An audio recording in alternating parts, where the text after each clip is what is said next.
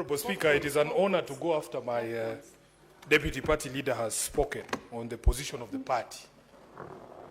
Honorable Speaker, I want first of all to echo the words that the Senator for Vihiga has said, that we as ODM are extremely proud of the campaign that was run by our party leader, the Honorable Raila Odinga. We are extremely proud, Honorable Speaker, because even some of us who are way younger than us were envious of his energy to put in all those hours of flights, to go to all those capitals, to go and speak to all of those people so that they can be able to support him. There is consensus across the country, Honorable Speaker, that there was nothing wrong with the candidate.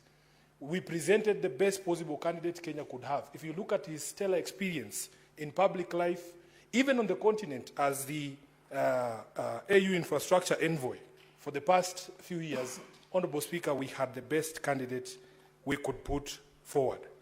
Honorable Speaker, last year, I had opportunity to be a part of an observer mission, and it was the first time that I was undertaking such duties in my entire life. We were part of an observer mission for the elections in Somaliland. And that is when, Honorable Speaker, I came to realize that sometimes that the decisions that are taken in our internal borders or in the borders of one country, we think sometimes that they are entirely our decision. But I'm telling you, Honorable Speaker, I learned that many people, especially your neighbors, your political neighbors, have interest in what happens in your country. Honorable Speaker, when we were there, we realized that many of the countries around Somaliland had an interest. Addis Ababa had an interest in the election in Somaliland. The people of Djibouti were watching very keenly to see what happens in Somaliland. And of course, Somalia itself, because they claim that Somaliland is part of the region of Somalia. Honorable Speaker, what that experience showed me is that I am totally blindsided as a legislator, as a leader in this country, when it comes to global geopolitics. It is no wonder, Honorable Speaker, I made a decision, conscious decision, to join the committee in this House that deals with foreign relations. Because for me, Honorable Speaker, I have always felt that the lack of clarity when it comes to Kenya's foreign policy positions is a problem for even some of us. Honorable Speaker, I will give you another anecdote before I say what I want to say. When I began my journey in politics, I tried my hand in a rural constituency called Kandui. And I remember, Honorable Speaker, we used to send representatives to funerals. For instance, because I used to operate out of Nairobi, I couldn't attend all functions. And I remember the advice of one old man, that the people you send who speak in your name, Madam Speaker, they are as important as you. Sometimes even more important than you. Because that face that they see determines whether they elect you or they don't. Honorable Speaker, I was told, you must do family background checks. I can see Khalwale looking at me. Honorable Speaker, if Khalwale sends somebody to represent him at a function in Malinya, and that person has questionable character, like for instance, he's a night runner, or he's a murderer, or he has bad manners generally, then the reputation of that person rubs on you as a candidate. I want to say very clearly that there is consensus that there was nothing wrong with our candidate. The problem, as I see it and as I understand it, is the bad manners of the Republic that he was fronted by. And I want to go through those bad manners, Honorable Speaker, because it is something that is worrying to us. Honorable Speaker, people make decisions based on how they feel about you, your relationship with them. And I believe the election of the AU was no different. We were all very perturbed when a few months ago, some leaders of a rebel movement were granted opportunity to speak from our shows here. And Honorable Speaker, this I want to draw the distinctions between what Raila Odinga believes in, the things that I know he believes in, and the positions that have been taken by our country that are diametrically opposed to the things that he believes in. Raila Odinga is a Democrat. He would never support the appending of power other than by means of democratic processes. He would never support a situation where you have people who are threatening peace and stability in a neighboring country, and then you grant them, a stage for them to be able to perpetuate this division in their own homes. So therefore, Honorable Speaker, you have this Pan-Africanist who believes in democracy, who believes in the democratically elected government in the DRC, and then you have your own country, the sponsoring country, allowing rebel movements to have a stage in our own republic. to say things and undermine democratically elected governments back home. Secondly, Honorable Speaker, there are certain things that I actually believe, like global conflicts, that I admit that maybe I do not have the solution.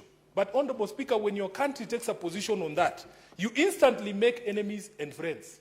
And the clearest example to me is the conflict in the Middle East. This is one of the most complex global conflicts, Honorable Speaker. And many people have gotten to a place where we feel that even the proposed solutions that used to appear like they could work, as days go by and the events in the Middle East continue to unfold, we start to feel like maybe there is no solution to these problems. Honorable Raila Odinga is my party leader.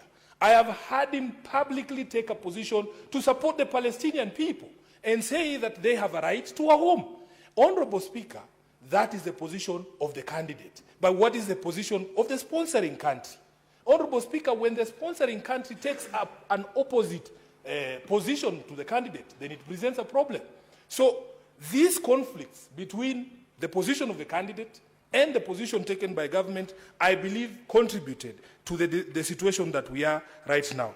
Honorable Speaker, of course, all of us know that once conflict erupted in the DRC, there are certain notions, especially from countries and players in that particular country, that Kenya's position was not a position that was advancing the security and peace of the DRC. Honorable Speaker, we have a very strong voting bloc, the Southern African Development Community. You know the position that they took at the AU. One of the biggest countries and most influential countries in that particular bloc is South Africa. South Africa lost 13 soldiers out of that eruption of violence in eastern DRC just a few weeks ago. The feeling that I have seen amongst many of these people is that that conflict and that emergence of violence was mishandled by the regions, and especially by Kenya. Honorable Speaker, the evidence is in the fact that when our head of state called for a regional summit to discuss that conflict, in fact, the DRC refused to attend. Honorable Speaker, these political decisions that we make here internally, Madam Speaker, they have global implications. The positions we take as a country have implications of how the rest of the country, the world views us and our standing in the community of nations. Honorable Speaker, most of us were shocked. Just a few days ago, I was sitting at KICC, and there was a red carpet rolled out, and there were very lovely ushers there. And I remember asking them, and they were all dressed in a shade of red, I think. Point of information. It's called... Point of information.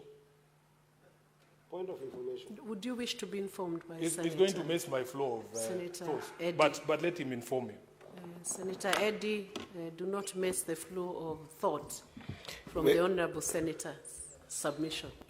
Madam Speaker, this is one of my favorite leaders in the minority side, so I wouldn't want to sometimes interfere with this point of information. But I think I've listened to him using the word position of country interchangeably. Leader is that there is no country's foreign policy decision and written to those effects of those insights that you have shared. So I just wanted to make that distinction that position of country is different from position of individuals. Thank you, Honorable Eddie. I think I meant the position of the state of the Republic of Kenya as enunciated by the head of state, the Honorable Dr. William Samoei Ruto.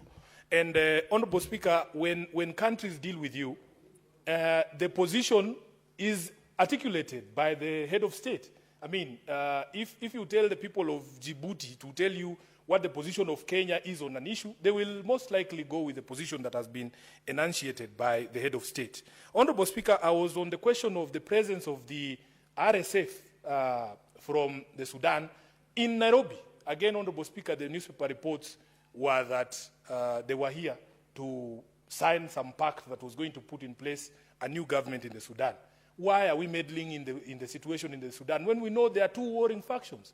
We used to play a role of mediator. When the president was President Moi, he was known for being a peacemaker. This country used to be known as a diplomatic hub where these global and regional problems were resolved. But it is no longer the case because we appear, at least the appearance of intermeddling with the internal affairs of our other countries and especially our neighbors is hurting our image. So, Honorable Speaker, after that vote was taken, I have seen a lot of submissions and people talking and saying, oh, there were Kenyans who are unpatriotic, But I want to remind Kenyans that we are a very divisive society. We have to come to accept, in fact, Honorable Speaker, as a political leader in this country, we have held the position that you must allow people to criticize you. You must allow people to insult you because, as you know, you are a lawyer like myself, Honorable Speaker, the High Court, our own High Court, has ruled that the freedom of expression extends to insults. That there is no requirement, and Senior Counsel is here, he can tell us, there is no constitutional imperative that when somebody speaks to you, they are nice to you. There is nothing like that. The protections or the limits to which the freedom of speech can reach are only the ones set out under the Constitution, and they don't extend to those things. So, Honorable Speaker, there is this debate about patriotism, and I've asked myself, what is this thing called patriotism? Honorable Speaker, we live in the city here, and in Nairobi we have one simple rule. If you love me, I will love you back. But if you do not show me love, there is no way you can expect commensurate affection from me. It is that simple. You love the people and the things that love you back. Honorable Speaker, when you speak to many of the young people, they feel that this country does not love them. From the day that you are born, Honorable Speaker, look at the situation in our maternities. Look at the situation in hospitals like Mama Lucy. The country, because of our failures to provide proper health care, is actively trying to kill you from the day that you are born. That is the situation we are born into. If you compare to other countries, Honorable Speaker, and we have traveled the country, the world, and we have seen, from the days that you are born, the way the country takes care of you, the sort of maternal health care that you are given, the sort of nutrition that you are given, you can see a country trying its best to make you survive, not a country actively coming after your life. Honorable Speaker, we go to places and we see education is free from primary school to the university. The country is actively trying to mold you into a proper citizen for the benefit of the country. It is very easy to love a country like that. But what is the situation in Nairobi? What is the situation in Kenya? Honorable Speaker, we have not done enough to make people feel like they belong to this country and that this country works for them. You cannot therefore fault people when they express anger against their own country. You cannot fault people. Patriotism, in fact, is defined not as loving your government, but loving your country. And when things are wrong, Honorable Speaker, we have a right to say that they are wrong. The politics of Kenya is very divisive. You know, people here pontificate as if the result had been different, Honorable Speaker. Can we honestly all guarantee that there would have been restraint on all of us, that we would not have over-celebrated to the annoyance of those who don't believe in our quest? Nobody can give you that guarantee. People are allowed to celebrate or to cry or to whatever, express themselves as much as they wanted. But I know Raila Odinga. Raila Odinga is the most insulted political leader in Kenya. Every single day you wake up, he's trending on Twitter, he's trending on Facebook, he's a headline in at least 3 newspapers per week. He doesn't appear to be faced by any of those things because he understands you have to have a thick skin as a political leader in this space. If you put yourself out in the public, you can expect people to be insulted. To insult you. Therefore, Honorable Speaker, there are people who want to use this so-called celebration in Nyeri. And when I watched that clip, Honorable Speaker, it was 2 mamambogas at a market in Karatina. And when people speak about it, you can think the entire region of Mount Kenya. And in fact, the most annoying and saddest thing was attempts by leaders, some in very senior positions in parliament, trying to extrapolate and make it look like it is the people of a mountain celebrating Raila's loss. Honorable Speaker, these are the things that bring division in our country. As SG of ODM, I am aware that for the first time in the last election, Raila Odinga got over 1 million votes in the election. You cannot tell me that those million people who are in Mount Kenya can be dumped or lumped into those who do not support the politics of Raila Odinga. These are the things we must do. We must speak in a way that ensures we remain cohesive as a society and we don't marginalize anyone. Honorable Speaker, I want to conclude by speaking to the speculation. There's people who want to put words into Raila's mouth. Honorable Speaker, when Baba, Raila Odinga, wanted to run for the elections in 2022, he called a major rally, and I was present at that rally at Kasarani. He announced it himself that I would want to seek the presidency of the Republic of Kenya. When he wanted to run for this AUC position, Honorable Speaker, He himself called a press conference. I remember only seeing the former president of Nigeria, Olusegun Obasanjo, there at that press conference. He told us with his own mouth that this is what he wants to do. Honorable Speaker, therefore, when Baba wants something, he will tell us himself. These people who have abrogated themselves the role of speaking for Raila Odinga and telling him, oh, we will look for a space to accommodate you. Baba has many, many roles. He's a party leader of ODM. He's a leader of opposition. He's a father. He's a husband. He's a grandfather. He's not idle. Baba is not idle. He has things to do.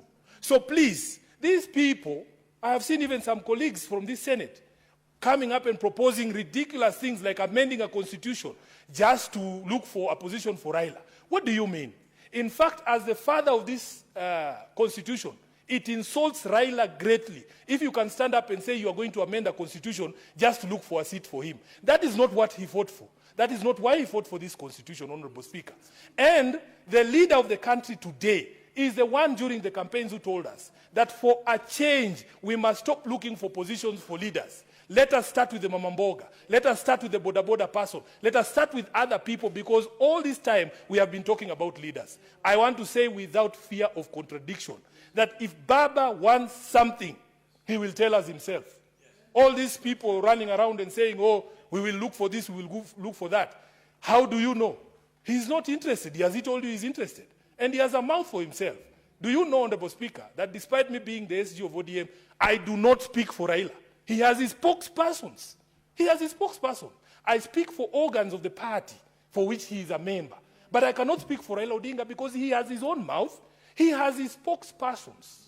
So please, we feel insulted as members of ODM when people run around looking for small seats here and saying, oh, we want to propose him for this, want to propose him for that. It is entirely disrespectful to Raila Odinga for you to run around claiming that you are looking for a position to accommodate him. He is not idle, as I say. Honorable Speaker, I want to conclude by saying we are extremely proud of Raila Amolo Odinga. Some of us chose not to be emotionally invested in this particular campaign because, Honorable Speaker, we have been through painful moments. Some of us, I had been elected for the first time in 2022 as Senator of Nairobi. I never got opportunity to celebrate that win because my party leader had lost the most important position that we were looking to get. Honorable Speaker, we were depressed. When you see us here, we might appear in public like we are rocks. We are not. These things have an effect on us as people. We want to be left alone. We want to be left alone, Honorable Speaker, and we want people to respect our father. We want people to respect Raila Odinga. Because every time you pick him up for your other charades like the ones that people are proposing here, when ultimately it doesn't work, it is the people who believe in him who bear the brunt of the pain. Those people are not there with us. In fact, these people proposing, some of these guys proposing things here, they are inwardly very happy and they want to drag Raila Odinga into another charade that is going nowhere. We want to tell the people of Kenya that it is only you are the ones with the power to determine the future of Baba Raila Amolo Odinga. Nobody has the right to tell anyone in this country to retire or to come out of politics. You are not the one who put him into politics. Allow Baba to make the decision himself. And Honorable Speaker, if you allow me, because my time is over, I want to read a quotation from Martin Luther King. This quotation hangs on the walls of Raila Odinga's office in Upper Hill. Honorable Senator Eddie, please, if you can hand me my phone so that I don't move from here. Because there are people who have been threatening us, Honorable Speaker, that when we say these things, they think, oh, you are going to be kicked out from where? From what position? These positions are not permanent, Honorable Speaker. These positions are here today and tomorrow they are gone. I add the SG. Please, the just SG to read this. Senator, I'm adding him 1 minute to read out that quote. Honorable Speaker, Raila Odinga has a very famous office at Capitol Hill in Nairobi. If you go into that office, there's a quotation from Martin Luther King that hangs on his wall. And it goes like this. You may be 38 years old as I happen to be. And one day, some great opportunity stands before you and calls you to stand up for some great principle, some great issue, some great cause. And you refuse to do it because you are afraid. You refuse to do it because you want to live longer. You are afraid that you will lose your job, or you are afraid that you will be criticized, or that you will lose your popularity, or you are afraid that somebody will stab you or shoot you, or bomb your house. So you refuse to take the stand. Well, you may go on and live until you're 90, but you are just as dead at 38 as you would be at 90. And the cessation of breathing in your life is but the belated announcement of an earlier death of the spirit. Honorable Speaker, those people who have been wagging this AU thing on our faces and gagging us, that thing has now been taken. We are unshackled. We're going to speak. I thank you.